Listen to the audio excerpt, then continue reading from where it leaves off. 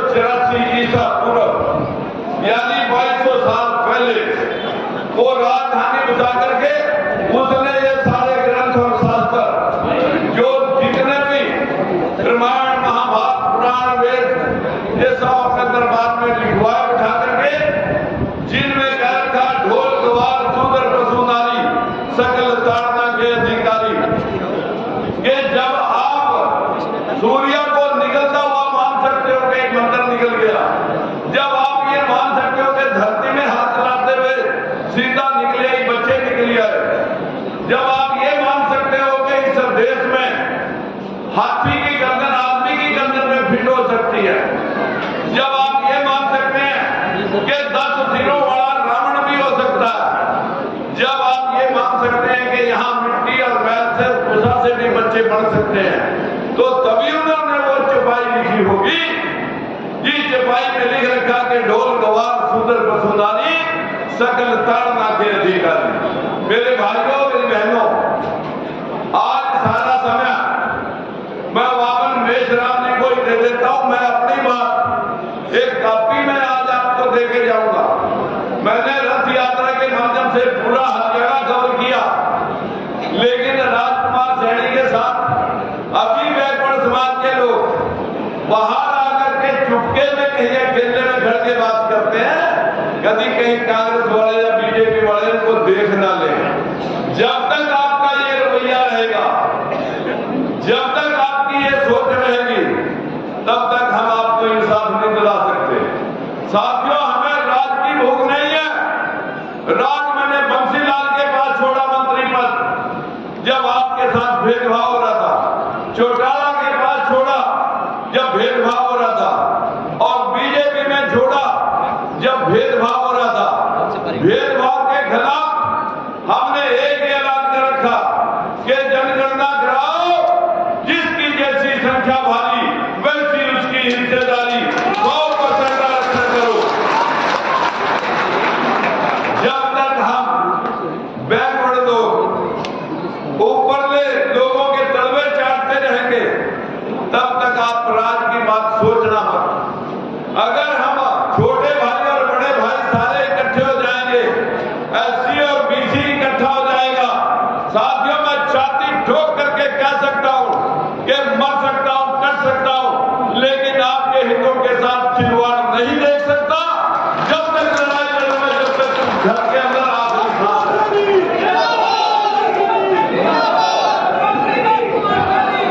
मित्रों, जोश के लिए होश चाहिएगा, साहस चाहिएगा, बहुत सारी बातें कहने की, लेकिन आज पूरे अंधविश्वास का चीर हल करने के बाद लिए आज हमारे पास एक हेडमास्टर आया हुआ है। हम आज हेडमास्टर की बात आपको सुनवाना चाहते हैं। अगर मेरी बात सुनने में आपको कहीं तकलीफ होती है, तो हमारे हेडमास्टर की बात सुन करके उसको फॉलो कर लेना। मूर्तियां पूजने से, फूले साहब की मूर्ति या बाबा साहब की मूर्तियां पूजने से काम नहीं चलेगा। आप जिस दिन जयंती होती है, महात्मा ज्योतिबा फूले की आज जयंती है, उनको हम नमन करने के लिए यहाँ पर आए हैं, हम उनको प्रणाम करते हैं। पर ईमानदारी से बताओ, अगर सच में हम उनको नमन करने के लिए आए हैं, तो क्या हम उनकी विचारधारा को फॉलो कर रहे हैं? क्या बाबा साहब और महात्मा ज्योतिबा फूले की विचारधारा को फॉलो करेंगे? फॉलो करेंगे? अगर आप फॉलो करेंगे, मैं 2024 में हम दोनों भाई आपको राज में बिठा सकते हैं, ये हमारी गारंटी है।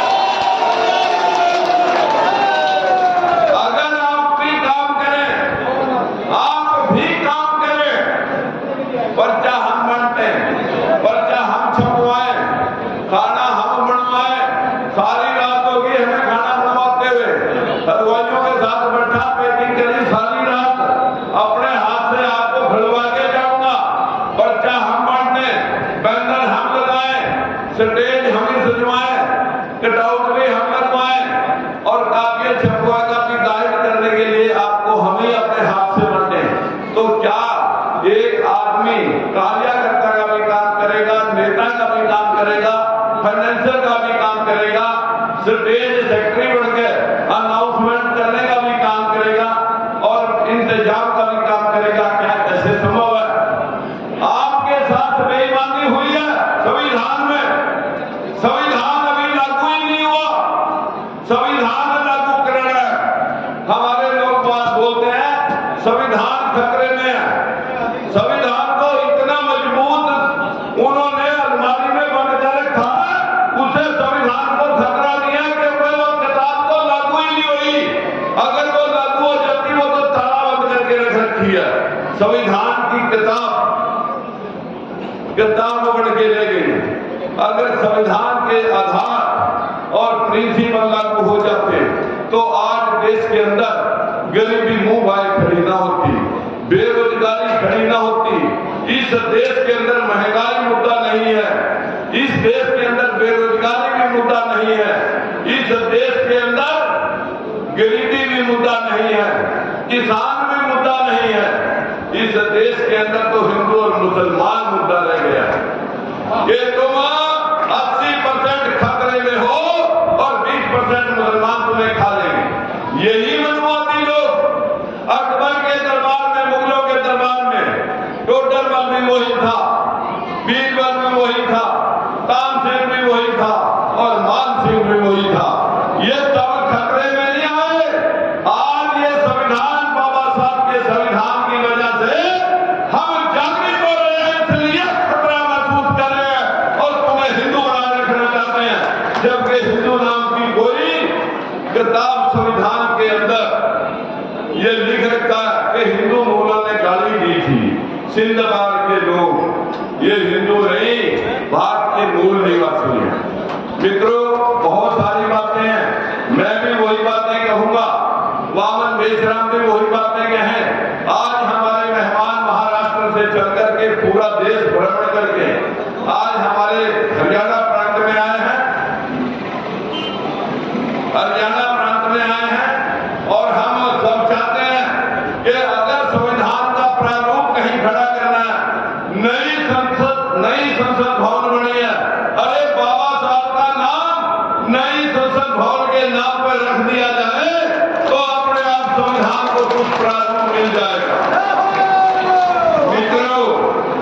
मित्रों, जब तक आप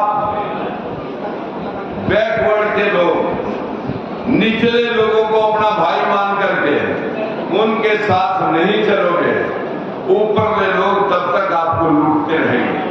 आज ये एससी और बीसी की जो लड़ाई है, माइनॉरिटी की जो लड़ाई है, वही 15% के खिलाफ जो फतवा जारी रहता है। इस देश में 25 हाई कोर्ट है, एक भी जज नहीं बैकवर्ड का। शेड्यूल कास्ट के 3% जज हैं। इस देश की 40 यूनिवर्सिटियों में अपना मोबाइल खोल कर देखना, शेड्यूल कास्ट की हिस्सेदारी सिर्फ 5% है, 95% जनरल कैटेगरी है। देश की जितनी मिलिट्री की रेजिमेंटें हैं वो सब रेजिमेंटें निचले तबके की कोई नहीं है। हमारे देश के अंदर सैकड़ों राजदूत जाते हैं, कोई राजदूत आज तक आपका नहीं गया। मैं कहता हूं जो 800 MP बनते हैं उनमें भी बैकवर्ड समाज की हिस्सेदारी 400 होनी चाहिए थी, जबकि वोट से बनते हैं, लेकिन वोट आप अपनों को डालते नहीं। और बहुत बड़ी बड़ी रैलियां, ये तो रैली हम कह सकते हैं महारैलियां तुमने पैदा की, लेकिन क्या परिणाम निकला? कहीं 5000 वोट, कहीं 10,000 वोट, कहीं 15,000 वोट। सिर्फ मेरे को आपने 38,500 वोट दिए, बाकी तो पूरे प्रदेश के अंदर आप 15, 18, 20, 12 आप लोग क्या हो, एक कैंटीन के अंदर 20 लोग खिचड़ी खाया करते थे, 100 बच्चों का राशन बनता था, हर रोज खिचड़ी खानी पड़ती थी, हर रोज खिचड़ी से तंग आए बच्चे शिकायत हुई प्रिंसिपल के पास कि जनाब ये रोज खिचड़ी खिलाता है कैंटीन वाला, भाई वोटिंग कराओ। वोटिंग में किसी ने 20 आदमी ने जो खिचड़ी खाने वाले थे खिचड़ी लिख के दे दी, 18 आदमियों ने लिख कर दे दिए परोठे, 12 आदमियों ने लिख कर दे दिया दलिया, 16 आदमियों ने लिख कर दे दिया पाव भाजी और 14 आदमियों ने लिख कर दे दिया जो है ना वो छोले पूरी। इस प्रकार से 80 के 80 और दूसरे आदमियों ने, किसी ने 18 ने कुछ लिखा, 12 ने कुछ लिखा, 16 ने कुछ लिखा, 14 ने कुछ लिखा। आखिर में खिचड़ी खानी पड़ी क्योंकि 20 तक कोई नहीं पहुंच सका। आज भी तो 85-15 तक नहीं पहुंच पाए, हम रोज जूते खा रहे हैं और खिचड़ी खा रहे हैं, लेकिन आप लोग, ये कुम्हार है, ये लोहार है, ये सैनी है, ये चमार है। इस देश में अगर कोई सबसे कामगार जाती है वो है चमार महार जाति, जो आपकी सड़कें बना रही है, जो आपकी मंडप भवन निर्माण कर रही है, जो आपकी खेत कल्याण का काम में आपका सहयोग कर रही है, जो इस देश की इंडस्ट्री चला रही है। लेकिन उनसे आप नफरत करते हो जो एक भी भीख मांग करके खाता हुआ नजर नहीं मिलेगा। जो लोग आपको गुमराह करके